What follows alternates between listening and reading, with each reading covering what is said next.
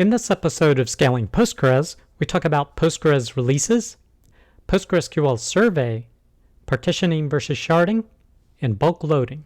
I'm Preston Jameson, and this is Scaling Postgres, episode 277.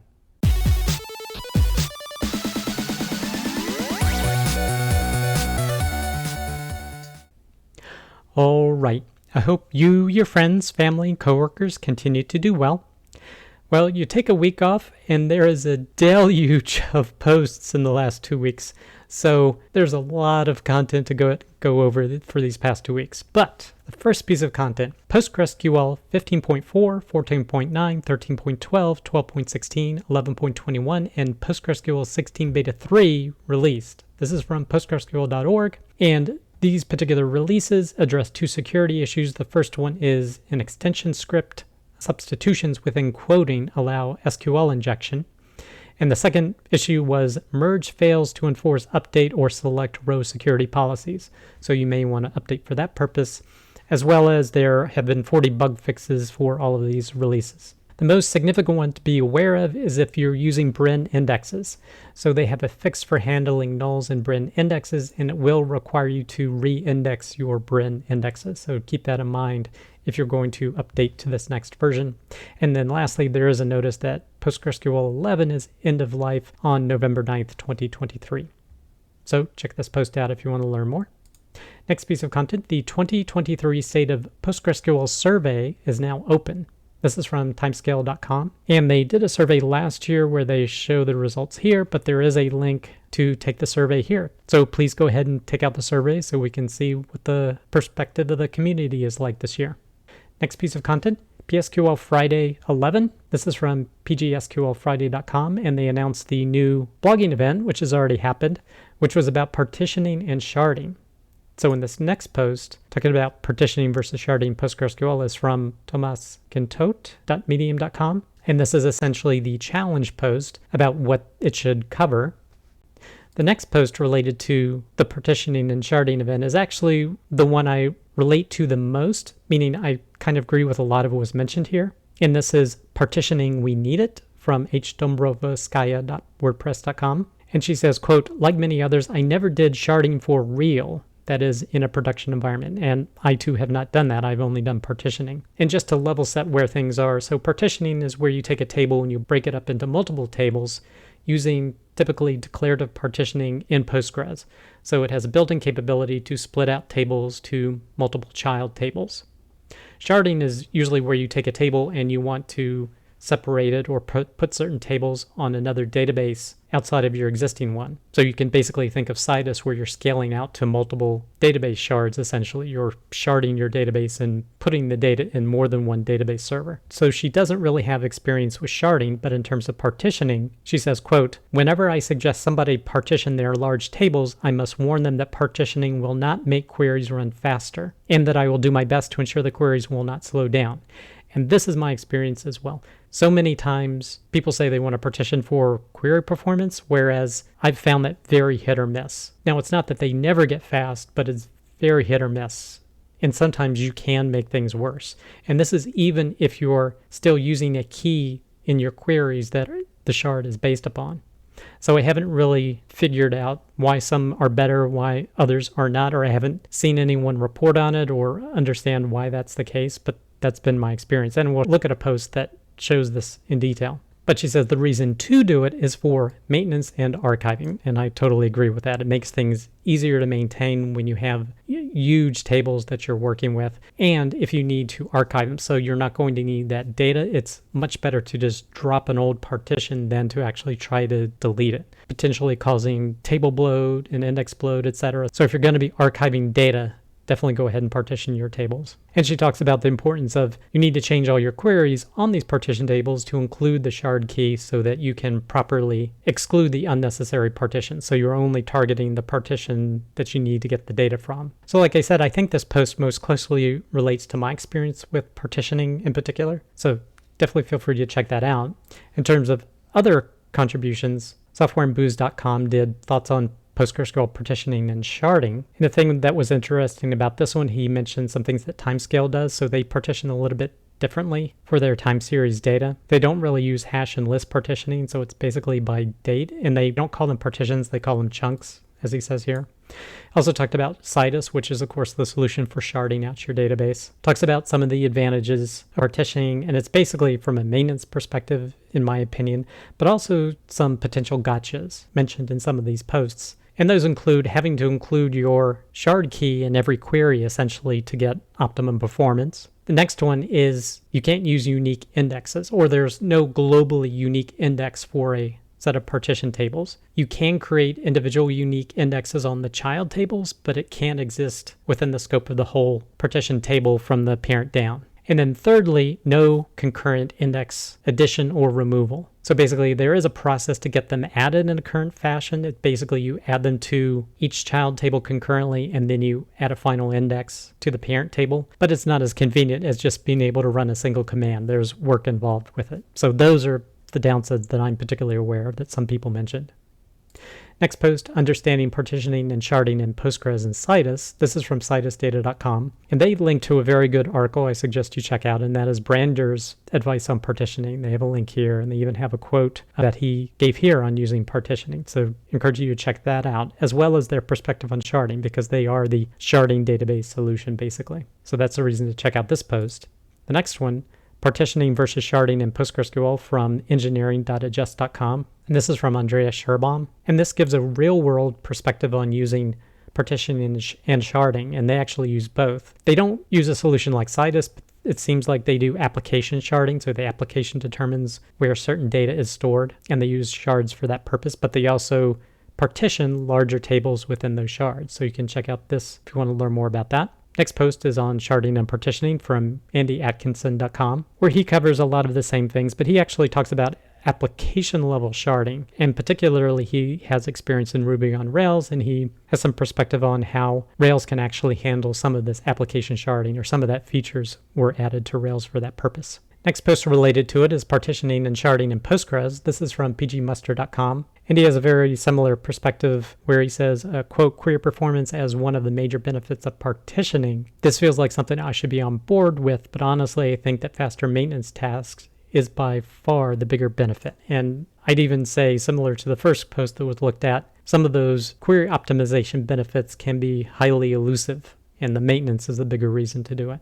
The next post is Partitioning as a query optimization strategy. So this isn't part of PGSQL Phriday, but he actually is looking at this question about query optimization and how partitioning can help. And here you can see what I'm talking about, where you look at query 1, which is discussed, and query 2, and you can see the yellow is the partition table using a partition-wise join, and this is a logarithmic scale of execution time. So it is faster, and he says maybe about 4 times faster using partition tables compared to non-partitioning, which is in the blue. But when you look at query 2, I mean, maybe there's some difference, but it's very subtle. So it depends on the query in the tables that you're partitioning, the results you're going to get. So sometimes it works, sometimes it doesn't have much of a change at all. So it's just something to be aware of. Oh, and I should say this is from Ashutosh pg.blogspot.com.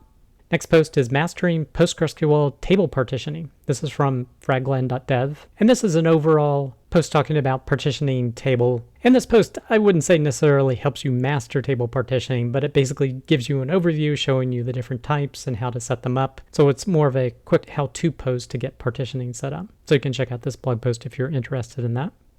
Next piece of content, bulk loading performance in PostgreSQL. This is from cybertech-postgresql.com. And this is a set of experiments. It's actually similar to a video I did, oh my gosh, a number of years ago looking at bulk loading with regard to Ruby. So essentially they did a lot of replication of but added some new things as well, but basically the same conclusion. And if you have experience in this, you won't find anything surprising. So he tested 6 techniques. The first technique was single inserts in auto commit mode. So this is just doing insert statement, and committing after each one. Second one is single inserts in one transaction. So that's presumably doing a begin transaction, then doing all your insert statements and then committing at the end. The third one is single inserts with a prepared statement in one transaction. So basically doing a prepare command and then doing the execute command for that statement, and do that in one transaction. Second is multi-line inserts in one transaction. So do an insert with multiple rows of data in it, as shown here. The third is doing that multi-line insert with a prepared statement, so doing it that way. And then the last one is using copy. And here's the performance results. Basically, copy destroys them all. The single inserts with a commit transaction for each one is the slowest, immensely slow, almost 9,000 seconds, followed by single inserts in one transaction, followed by single inserts with prepared statements, followed by the bulk inserts, meaning a multi-line insert, and then bulk inserts with prepared statements, actually a little bit longer. But definitely copy is the way to go if you're wanting to bulk load data, and failing that is using a multi-line insert. Now, related to this is optimizing bulk loads in Postgres and how copy helps with cache performance. This is from pganalyze.com, and this is the post that Lucas covers this week in his 5 minutes of Postgres, but he also talks about cache performance and how copy actually uses a ring buffer, which is different than the shared buffers that inserts uses. So it basically helps preserve your shared buffers and doesn't monopolize them if you're doing a very large bulk load when you use copy. So basically you can preserve your shared buffers for queries or things like that if you do your bulk uploads using copy. So definitely check out his post if you want to learn more about that. Next piece of content, why does my PG wall keep growing? This is from cyberdeck-postgresql.com. So PG wall is basically the write-ahead log, and it's the directory that all the wall files are written to maintain integrity in case the system needs to be restarted or use it as a reference for sending wall to replicas. And the most important thing in this post is, quote, never manually delete any files in PG wall because you will bring your system down. But in terms of what causes the PG wall to grow, there's a few reasons that can happen. One is that there's a problem with your archiving. So you have an archive command set up and something's broken about it, and the files just keep growing in PG wall because it can't archive them to the other destination that you've selected. The other thing that can happen is that it's too slow. Maybe you're generating more wall files than your archive command can process. Maybe you're trying to compress them and that compression is slow, or maybe you're trying to send them over the network to S3 or something and that transfer process is slow. So speeding that up will help keep your PG wall under control. Next, it could be a replication slot issue. So maybe you have a replication slot where the replica has shut down, or maybe it can't communicate over the network. And those wall files keep building because that replication slot won't allow them to be deleted until they've been consumed. So definitely be aware of that situation. And then the last one is your wall keep size is too high. So you've actually told it to keep too many wall files. So that can cause this type of problem as well. But check out this blog post if you want to learn more. Next piece of content, JSON versus JSONB in PostgreSQL. This is from Dev2 in the Francesco Tizio section. And this basically covers the difference in Postgres between JSON and JSONB. JSON basically just stores a text representation and pretty much exact representation of the JSON. It doesn't alter it. Whereas JSONB stores a binary version that it does some alterations to. Some of those include removing white space, merging duplicate keys, as he says here, and then ordering of the keys could be altered. Another benefit of JSONB is that you can also index it and makes it super fast for being able to retrieve information from that JSONB column. And it's also much easier to edit data within that JSONB column. So basically, use JSON if you want to preserve the results of the JSON. You don't want it altered in any way, whereas if you want to use it for pretty much all other use cases, go with the JSONB. Next piece of content, PostgreSQL 16, playing with pgstat.io extends. This is from dbiservices.com. This is a great post talking about the new view pgstat.io coming in 16. He walks through each of the process about how to understand how it works, how you can look at changing block sizes based upon data inserted into tables, and how to query this to understand what's going on in the file system. So definitely encourage you to check out this blog post if you're interested. Next piece of content, So Unsteady, Database Constraints with Andrew Atkinson.